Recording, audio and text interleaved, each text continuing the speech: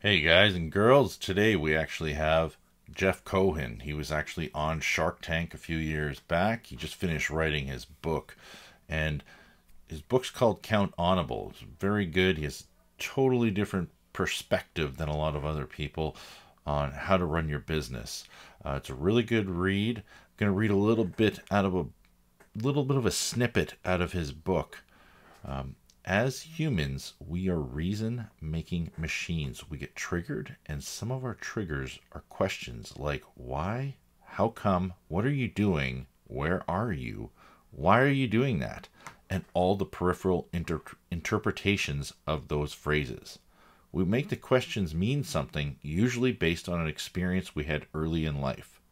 That's important to remember and keep in mind when managing priorities and checking the completion of actions. We waste a lot of time when someone is triggered. When you notice wasted time, get curious. Why is that happening? What can you do in that moment? What can you say to your direct report to diffuse the stream of justifications and reasons you are hearing? You know, you really want to think about all your actions as an entrepreneur and as a leader. And Jeff has a total different outlook on how to do this. His book's a good read. He's got some chapters are called like Grand Theft Auto. It's a really great book. Either way, take a listen to the podcast, get to know him, enjoy. Hello and welcome to the show. Today we have Jeff Cohen here. And I would like to let Jeff introduce himself. He just finished his first book, and it's quite an amazing story. So, Jeff, why don't you introduce yourself? Well, hey, Ben, thanks very much. So for those of you that try and find me, I just want to let you know I am the most anonymous person you can find out there. There's about 2 million Jeff Cohens in the world. And so you're going to have to use a search term beyond just Jeff Cohen. I recommend that you put Jeff Cohen and Shark Tank or Jeff Cohen and Count Honorable, and you'll find me, because those are two things I've done. Now, if you do the Shark Tank search, you're also going to find other Jeff Cohens, because the first season that I was on Shark Tank, I was week number 5, and week number 6 was Jeff Cohen. So I just want to let you know that they did, thank goodness, keep us off the same episode. That might have been confusing to people, but we were back to back. So who am I? Like, why does Ben have me here? So I'm an entrepreneur, and I have been my whole life. I've started 6 companies, and I've grown businesses very rapidly. I had a software company. I grew from nothing to 50 people in 2 years. It was kind of like being on a rocket ship. And I've also experienced just like awful failure, like the depth of which will leave you with a pit in your stomach.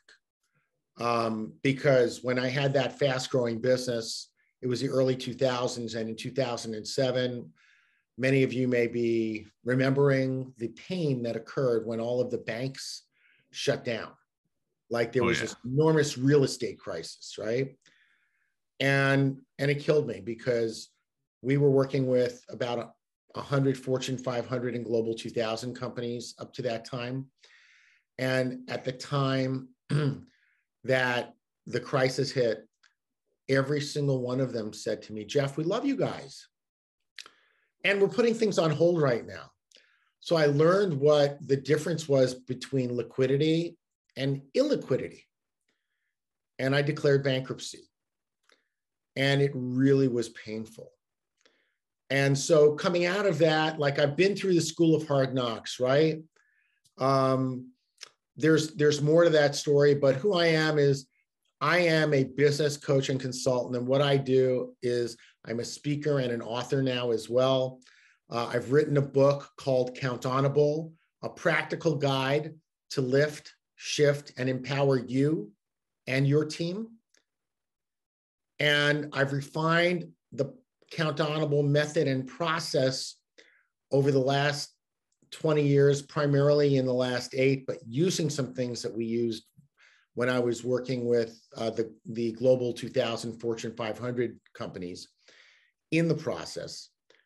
And now I've written a book that defines what it is, gives you every step of the process. Like you can implement it yourself in your business and shift from a culture where there's a lot of finger pointing because other people are accountable to one where they're pointing at themselves saying, no, you can count on me.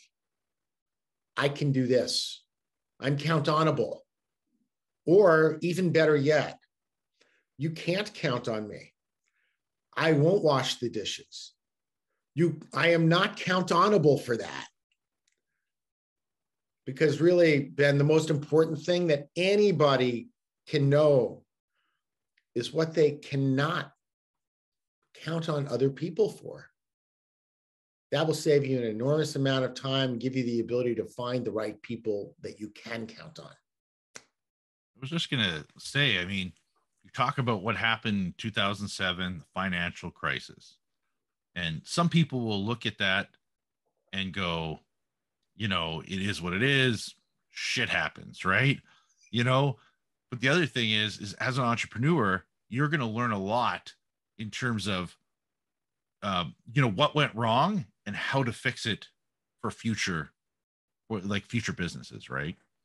So instead of having challenges, like, am I right or wrong on that? Because a lot of people won't learn from challenges or mistakes or things that happen in the past, right? Well, you know, everybody learns however they learn. Yeah. There are a lot of different ways people learn.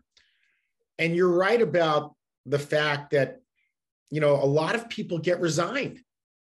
You know, the statement, well, it just is what it is. Like I banned that from my company. Yeah. I said, listen, you can think that if you do, but there is something we can make and create around a problem. It isn't what it is. It is like there's something going on and you may feel like there's nothing you can do about it. But that doesn't mean that you can't create a vision around how you move forward, around, you know, a roadblock, around a pothole. We cover those. We land in those all the time. And if you just stop and you say, okay, I guess we're done. Well, then guess what? You are done. You know, sold, right? But if, you know, you shared with me, Ben, as we were talking, like challenges you experienced when you were starting Safe Drive Solutions. Like, man, I'm telling you, 90% of the people I know hit a wall with one of those things and shut down. You got one and you kept going. You got two and you kept going. You got three, and now you have this business that's flourishing. It's not anything more than really being committed and having the wherewithal to be committed. And what happens a lot of the time is people come to the table on a shoestring budget to do something, and they hit a wall and the budget is gone. And then they don't know what to do. So, yeah, you know, when I work with clients directly, I make sure that I'm a profit first certified professional. And I use a lot of that knowledge that I got in Mike Michalowicz's program to look and make sure that companies are financially healthy. And if they're not, we move them in that direction. Like that's something we make a priority, and we shift. So there's a fund in place for emergencies so that you actually are able to say, oh, no.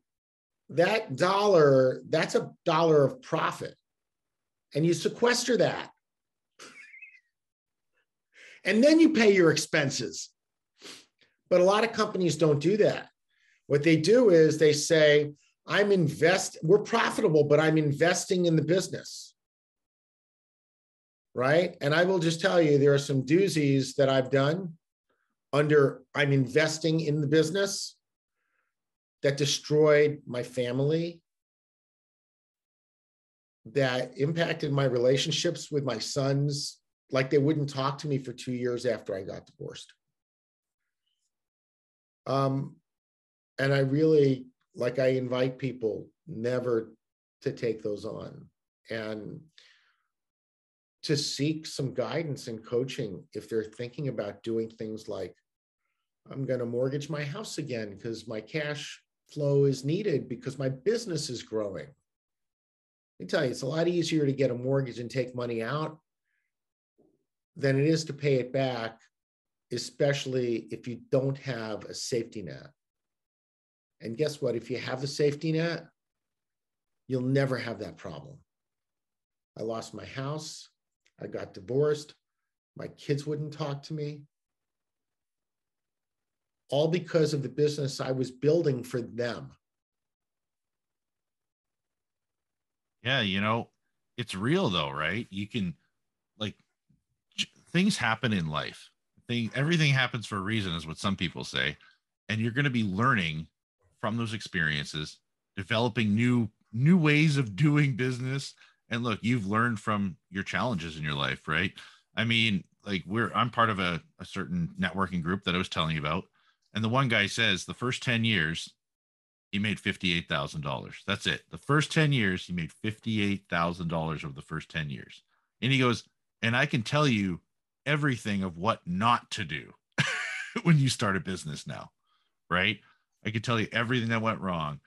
But there's a lot of people that will look at that going and would have quit that business just because they weren't making any money. He goes, but now I make money. Now I'm doing well. I have tons of employees. I didn't have any culture, didn't have any vision, didn't have any values for quite a few years, right? But then he started introducing all that in, and everything changed very quickly. Yeah, culture, vision, and values are three of the main components in the framework I define in the book, Countable. And the framework is called the Trust Alignment Framework. So why do we have a framework called the Trust Alignment Framework? Well, because as you start growing your business and you have other people involved with you, and by the way, that could be vendors. Like you talked to me earlier about having a website vendor that went off doing whatever they were doing, came back with crap. Well, all that was missing was there's something around what you wanted and what they were doing, and no real method to ensure that that occurred. What the alignment framework is it basically says that you've got a vision, right? And when you have a vision, and you're able to prioritize the actions and have effective communication,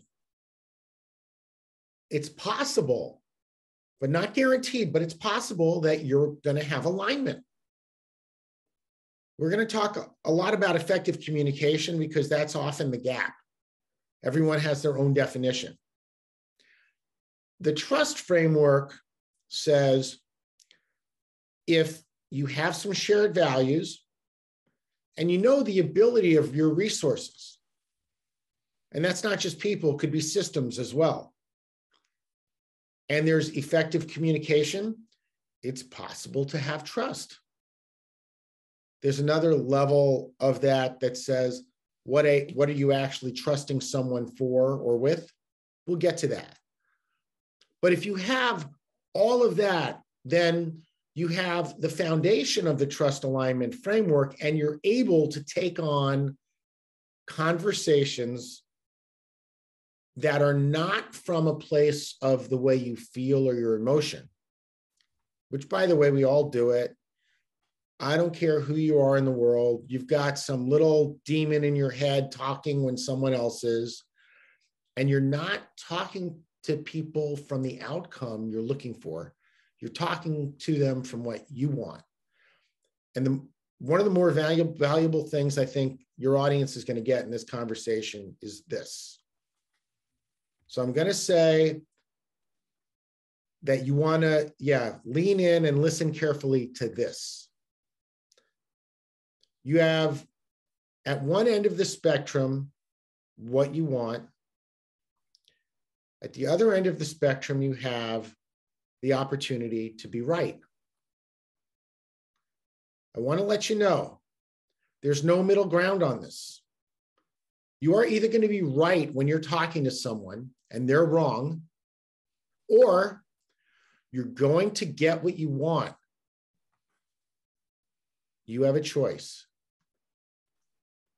And anybody that wants to have that conversation with me, I am always open to it, because it's really just a mindset. And every client I work with, and I help them get this, but it takes some time, because most of us, like me, have like a thick skull, and they need to hear it over and over when they're not getting what they want and they're pissed off at people that work with them or for them, that they have a choice. You can be right, or you can get what you want. I'm going to show you how you can get what you want, whether or not you're right. And so that's a very important concept, but it comes out of the concept of you need alignment in your team, and you've got to have trust, which is always falling apart. People are always looking for your chink in the armor where they can say, see, I told you I couldn't trust that guy. Well, I was going to say a couple different things here. One is, you remind me, what we're talking about here, it reminds me of my negotiation in the purchasing process, right? And occasionally I'll tell a vendor, this is what I want. And they go, that's great. This is what we're offering you. I'm like, okay, how do we get to yes? Right? And I'll say, okay, what if I order 10 of those? No. What if I order 20 of those? Tell me what would get to yes. And then they'll give me a number. Like, if you ordered 50 of those, we might get to that. Oh, okay, cool. So if I order 25, can we meet in the middle? So now I still get something. I still get kind of win. So basically both parties win. They get a big purchase order. I get a better price. But I mean, it doesn't always work that way. But, in the past, that happens. The other thing I wanted to talk about was leading by example.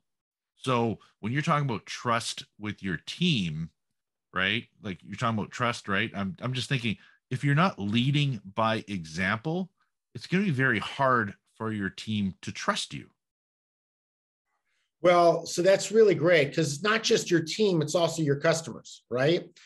And here's the thing, Ben, that I think you're alluding to, is that a lot of people have it that they should be trusted, even by family members. Just trust me. Look, I have all this history with you. Trust me. If I tell you should try chocolate, trust me, try the chocolate. But the reality is that's not what happens in the world. Even like your children, your spouse, your best friend, everybody goes through something in their head about, do they trust this? Do they trust that? Okay, Jeff is saying I should just trust him and blindly go where no one has gone before. And the only time people do that is when they're in survival mode. I've been there.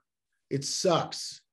And I don't trust blindly, but when I'm in survival mode, oh my God, I am looking for that silver bullet, the one thing that will fix it all. And guess what? There is no one thing that fixes it all. You've got to work your ass off, like Ben described.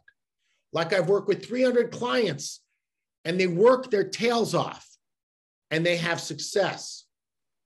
And if they're not going to have success, I help them identify that they're wasting their time and money, and what would be a better use of it. Because let me just tell you, it sucks otherwise. So, we talk about trust, Ben, and here's the deal. You don't earn trust. I can't earn your trust. I have to give you mine. And in giving you my trust, it may open a door for you to give me your trust. Now, what do I mean by that? I don't give a crap about looking good. I mean, I've already shared with you some of the deepest, most painful things I've had in my life in this last few minutes in this conversation. It's going out to anybody that wants to listen to it. Most people won't do that. They want to look good. Like, if I tell you all the things I've succeeded at, you're going to get something from it. I promise.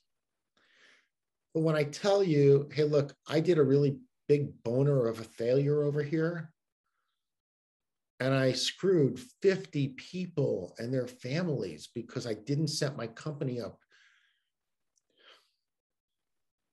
like so that their jobs were secure. That's on me. I own that. I messed up. I'm sorry.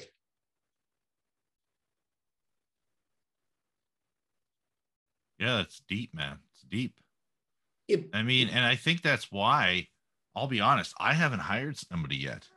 And I don't know what it is. It's not that I'm scared to hire a person, but I know when I have them here, I will feel personally responsible for that person. I'm not scared of growth. I'm not scared of being successful. I'm scared of that personal responsibility. And, that's part of why I guess I'm in these networking groups, is just like to get out of that hump, get out of that thinking. Right. And, and so I totally get exactly what you're saying. And I can feel that because when I was running a shop and we had about 15 employees, I felt, there'd be people going like, why are we giving this product away today? I'm like, because you know what? We have 15 people here to feed, and we got to keep the technician busy, and we got to keep the sales busy, and we need to have cash flow coming in. So I know I don't like discounting product, but if we don't, we're not going to be able to put food on the table for everybody here. So sometimes, we have to do things that are not part of our normal way of doing business because we just need to have money coming in, right? well, I just want to address something. So I have a whole list of 4-letter words. They're not all 4 letters. And anything like, for example, I hope, right? Hope is not a powerful word. Okay, you said have to. You don't have to anything. But I want you to look at this. There's an opportunity. And by the way, if you have a sound financial base, like 6 months of salary in the bank for someone you hire, now you've got a little bit of comfort when you bring them on. That, okay, we're protected for 6 months. We have 2 or 3 months to get them up to speed where they're generating. We have another 2 or 3 months to get them to a point where they're profitable. And we're okay, right? Like, that's an opportunity. What I'm talking about on top of that is, the mindset of accountability, which, by the way, often shows up when people are in survival mode. Ben, you're supposed to do this. You're accountable for this. This is your thing. I'm counting on you, but I have no idea. Is it something you're good at? Is it catered to your strengths? Is it something you like doing? Or not? That's accountability. Accountability gets a bad rap. You often hear people say something like, someone is being held to account. Usually you hear it on the news at night. 6 o'clock comes around, someone's going to jail, politicians getting fired, pick something, right? But the word accountability is never used in a good way. It's always being held accountable. And I don't know about you, but when I'm being held accountable, what it feels like to me more than anything else is someone is standing there with a gun to my head and I'm being held at gunpoint. That's what it feels like to me. There's no power there. And when you go and you hire your first employee, Ben, and you create an environment where you know what they're good at, what caters to their strengths, and what they like doing,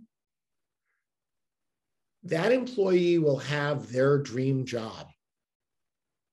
Until you say, hey, by the way, can you also wash the dishes? And they hate washing the dishes. They let the sink fill up with dishes before they get to those. You've just created your A employee that you hired. You've created that they're going to start disappointing you from day one. By the way, that goes with customer relationships too. You've hired somebody that's a great customer service person, but now you've asked them to go wash the dishes. It takes something away from their excitement and enthusiasm about this job that they have. Why would you do that? This is like your most important resource. They're dealing with your customers. So it's so important that people get that. What are you getting out of this, Ben? So for me, when I worked at Best Buy back in the day, they introduced me to a book called Now Discover Your Strengths. Mm-hmm. One of the best books I've ever read, completely transformed my whole life, my whole way of thinking and everything. Now, the majority of people never read the book. Majority of people actually took the book, did the Gallup organization poll, found out what their top 5 strengths are, and that's it. That's where they left it. Okay. For me, I read the actual book and I did the test. So to kind of give you an idea of how I think, the book actually talks about how the majority of people out there in the workforce, I think it's like 80%, if I remember correctly from when I read the book, are in jobs that they're not being utilized to the fullest potential. They're not being utilized for their strengths. Yep. So reading this book, I basically took it and started forming building strength-based cultures. Yep. My number one strength in the book on my thing, my basically my little survey I took was called individualization. Now, Okay. some people, when you hear that, are thinking, oh, so you're an individual. No, it's actually nothing to do with that at all. What it has to do with is that I understand everybody is different and unique in their own way, and there's different ways to basically trigger them or push them forward, right? So which is really good, right? Different ways to motivate them and push their little, right? So for me, I really embrace that, right? Strategic was another one of my top 5, right?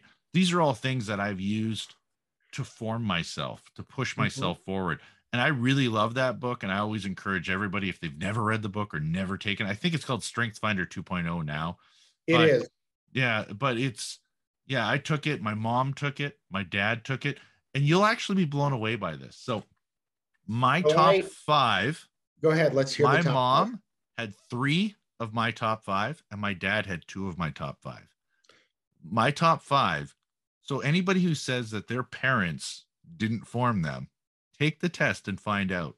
Because if you What? look at it, how is it that my top 5 are the same as my parents?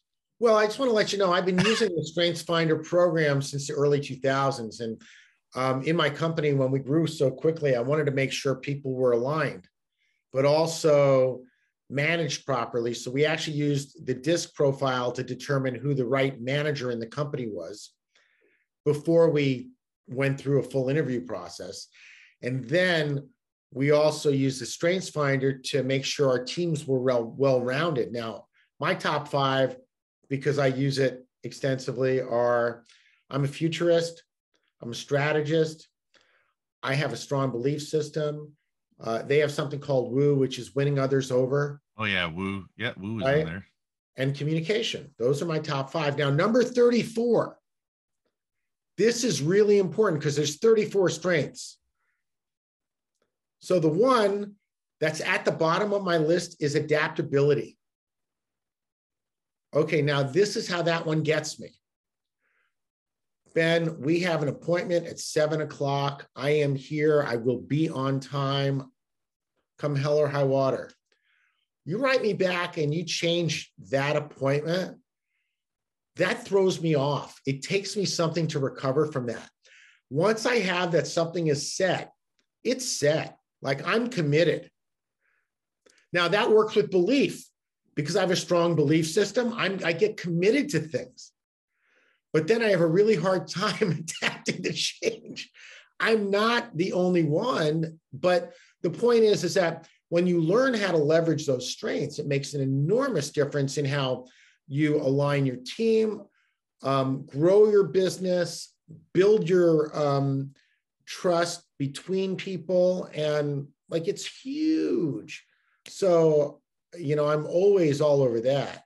And it goes to, how do you have employees that treat your customers like gold? Yeah, it's a very powerful book. And I'll be honest, one of my top five was significance.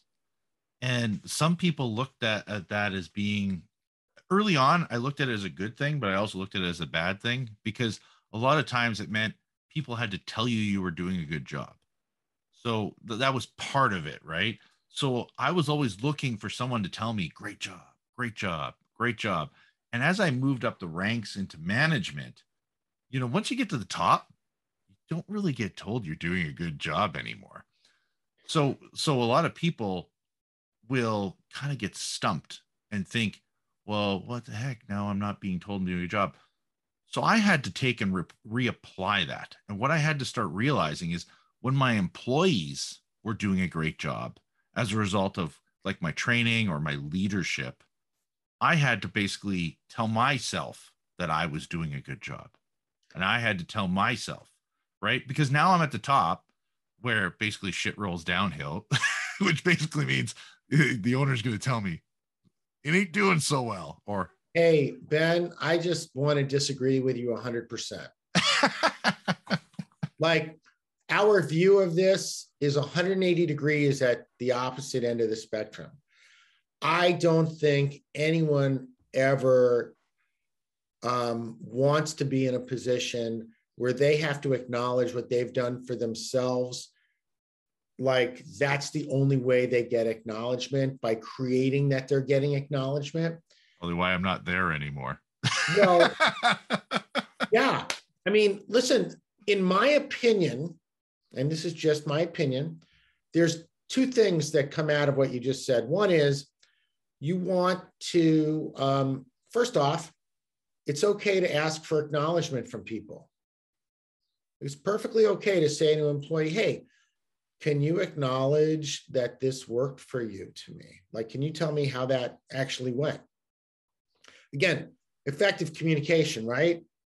You know, most people, I'm going to give you a short story on effective communication, because I think this is really the crux of everything we're talking about.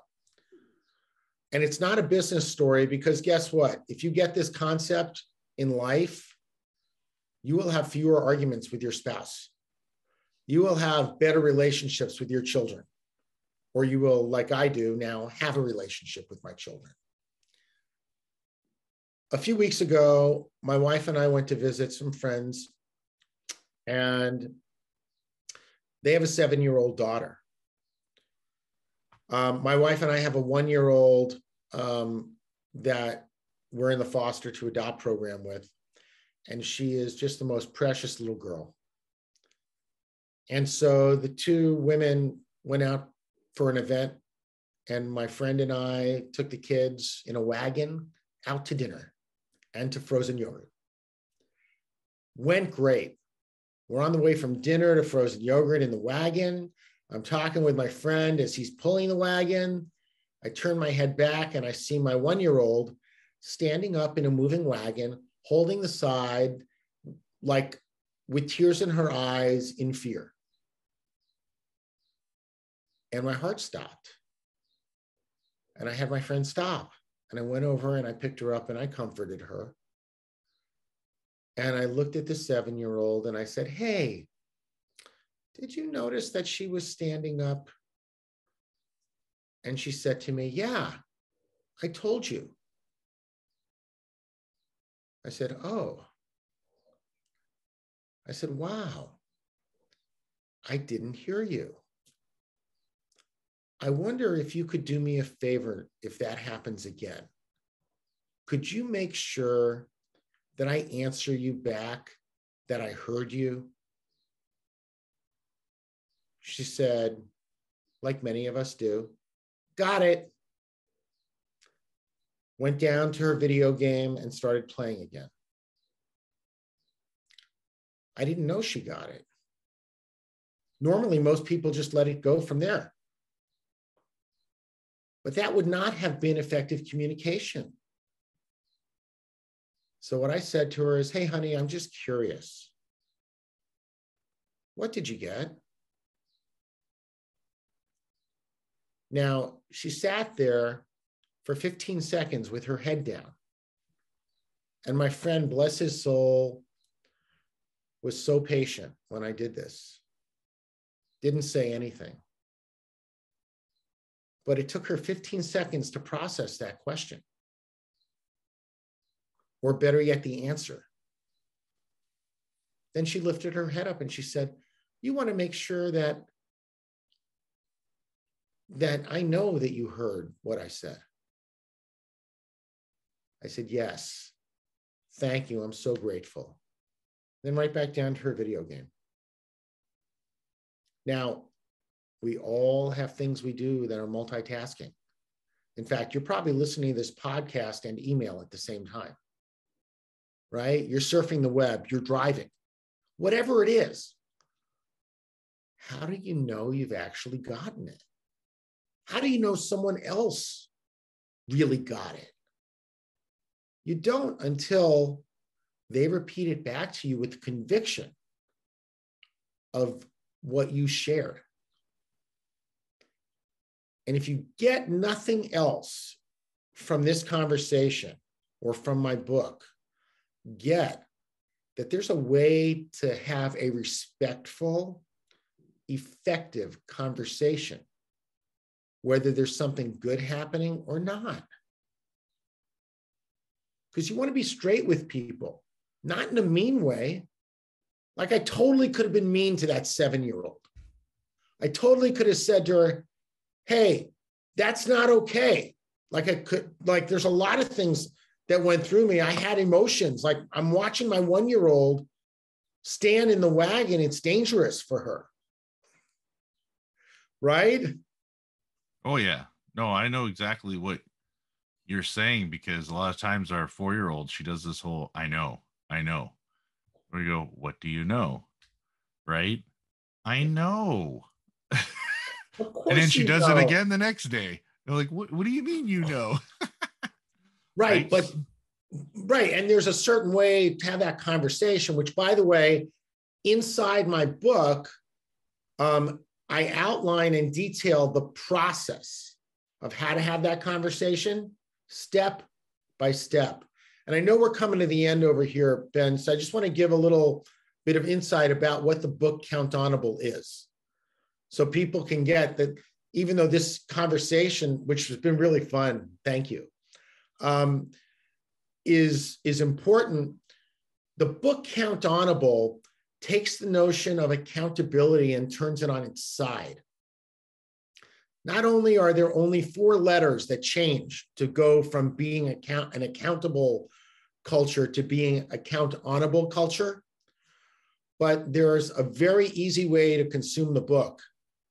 Chapter 1 in the book will tell you something that will change your life. I found my very first trigger in life as a young boy. The chapter is called Grand Theft Auto. And you can come to my website, counthonorable.com, and download that chapter so that you get a flavor of the book. And if you have a chance to do that, I really invite you to. I think you're going to love it. But also, every chapter in the book is somewhere between 3 and 4 pages long. So I wrote it for people like me that have ADD and I'm always looking at something else. Like you can actually sit down with it for 5 minutes and consume a chapter. It's an easy read. But it's a process that I'm patenting for companies to use, organizations to use. And I'm open sourcing it and making it available for anybody to do themselves. And if you find it interesting and you want to learn more, or you want some support in moving from a culture that has, I'm going to say, the restrictedness of being accountable to one that creates an environment where you're creating leaders that create leaders and gives you the ability to have some freedom in your business and a vacation where you're not working 2 to 4 hours a day, and sell your company someday without a 5-year earnout, like where someone just says, here's $1 million and you walk away. Like if you want that in your life, read the book. It's the best investment in time that you will ever make, because you'll actually start seeing how having a culture where people are empowered to do what they love what they do, will make an enormous difference for you. More importantly, your customers will love you. Better yet, you won't have to replace employees because they've outgrown the job they've been doing. Because it's always a job they love, and you know, because there's a regular meeting schedule in the book that walks you through how you know. It tells you, you have this meeting at this interval. This is what you talk about. This is how you do it. And all of the assets for that are at counthonorable.com. You can just go there and download it all. And I really invite you to do that. It's all free, as is the first chapter of the book. And when the book comes out, if you need any support looking at how you can be countable, we're going to have several options for how you can participate with a group or get some one-on-one help. Like, we're happy to do that for you. Yeah, no, it's gold. I mean, realistically, I was going to say something about how typically if you talk to your employees or team members, right? Typically, most of them are going to stick around for long term if there's open, effective communication, right? But like a lot of times when people leave, it's because they're not having proper communication. They're not clear on their jobs. They're not clear on multiple things, right? Am I kind of hitting the nail on the head of what you're Well, kind you of just talking struck a nerve. There's a chapter in the book about one of my clients. I love this guy. When I started with him a couple of years ago, he was, I would say, kind of toxic. Like, he had to be right. If it wasn't his idea, it wasn't good. And by the way, he took that to his customers. Like, he would fire customers all the time because he had it. They were wrong and he was right. It was so important for him to be right. He wasn't getting what he wanted. So I got him to start understanding this concept of talking to them from what outcome he wants. And suddenly one day he says to me, Jeff, you're not going to believe it. I'm like, what? I was about to yell at a customer. And I realized I still wanted them as a customer. So I stopped myself.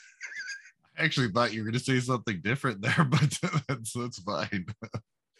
But here's the thing, is that it's back to, you can be right or you can get what you want.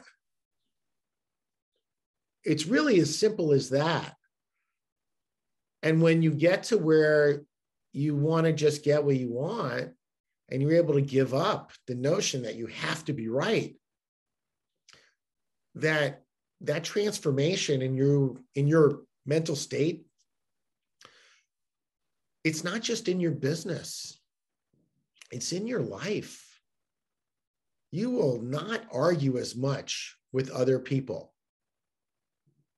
You will have closer relationships with the people in your world. Every time I work on my mindset for my business, the best, biggest value I ever get is in my personal life. Because you know why I'm doing business? Because I want my loved ones to have a great me and a great life. And that doesn't happen when I'm so high strung that I have to be right. I don't have to be right. I just have to get what I want. And it's okay to let other people be right if it gets them to the path of what I think I would like in my life. And that's not manipulation. It's management. I'm managing my spirit. That's all I'm doing. Awesome. Do you have any final words or anything, or words of wisdom, encouragement? So there are a lot of things that I could continue with. And Ben, I just want to thank you. First off, I would like to invite everyone to come visit the Count Honorable website.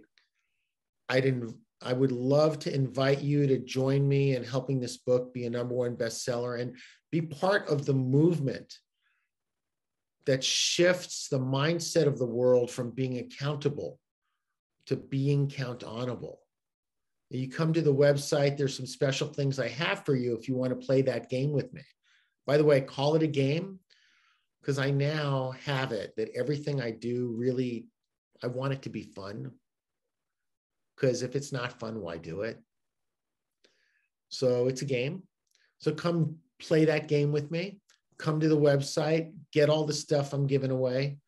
Reach out to me if you want to have a conversation, if I can make a difference in your company. And or someone on my team will have that conversation with you. And I'll just leave you with this. Stop being accountable. Be count honorable. Awesome. Oh, that's great. Yeah, I'm actually just looking at the website here while we're talking, and it's a very professionally made website. I would definitely take a look at it. Looks like there's lots of little content, videos. So pick up the book. Where can they get the book? Can they get the book from Amazon? Can they get the book from your website? So here's a special offer. I don't know when we're going to air this. Today is May 20th. June 14th is the release date of the book. It's a Tuesday. Now, if this show airs before that, and you would like to help me launch the book, I'm playing a game. Again, this thing with games, right? That I have hundreds of people leave reviews on the Amazon website when the book becomes available. So when you get this, if it's before June 14th, go to the website, send me a note that says, I want to review the book. And I'll send you a free copy of the book if you'll commit to buying it on Amazon when we launch for the pennies that we're going to charge with the special promotion and leaving your review. If this airs after June 14th, I love you. I'm sorry you missed out on that. Take advantage of the special promotion. It's going to be for a very limited time. And again, feel free to come to the website. We'll have links to all of the assets in the book. We'll give you the ability to set up a call with me or someone on my team to learn more about how you can have a count honorable culture in your business. If you are looking for a speaker for your event, I love doing that. There's nothing more fun than helping people understand the gap that exists in that chasm between accountability and being count honorable. So I'd love to help you there. And Ben, I just really want to acknowledge you. Like, this has really been a fun conversation today. You have been through an enormous amount of, I'm going to say peaks and valleys in what you do. And hearing your stories really warms my heart because, I just want to let you know, like, none of us is in this alone. And we all grow. I took away from your stories that what I can count on you for is, like, when you say you're going to do something, not only do you do it, but you do it with grace and with style, and you give people the feeling like they're #1 because they really are for you. So that was my experience for you to know about today. And when I tell you, you can always ask for an acknowledgement, you can always ask me. I will always acknowledge the great things that you've done. Oh, it was Actually, it was great having you on. I don't have a lot of people that have really read Now Discover Your Strengths or build, like, I'll have people say they build strengths-based organizations, but I always ask them, have you read Now Discover Your Strengths? And to me, that was such an impactful book on my life. And that's why I asked the question, I didn't ask the question to you, but I always ask typically, is there one book that has impacted your life? And that book is the book that impacted my life more than any other book I've ever read. That book has impacted my life, right? Because that, even like when I had my wife read it and take her 5 strengths, it's me getting a better understanding, right? Like empathy is one of her top 5, right? And she's very empathetic with people. I'm not so much. So, but it's not that I'm not, it's just not as much as her. Well, it's not in your top 5. It might be number 6 and number 12, but it's just not top 5. It's all good. And listen, Ben, I just want to say, first off, this has been super fun. After the book launch somewhere down the road there, I would love to come back and talk to you guys again, just because this has been a blast. And anything that I can do to help you or any of your listeners, I'm a resource. Please use me. Well, yeah, I'll read that book and we can maybe have you on again so we can hatch out the book. Yeah, that'd be great. I love it. Awesome. Thanks a lot for coming on. My pleasure. Thank you so much, Ben.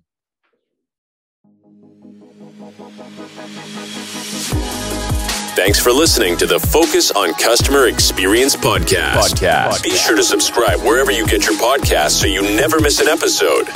For more information or to connect with Ben, check out Benjamin Del Grosso on LinkedIn, at Safe Drive Solutions on Instagram, or www.safedrivesolutions.ca online. We'll see you next time.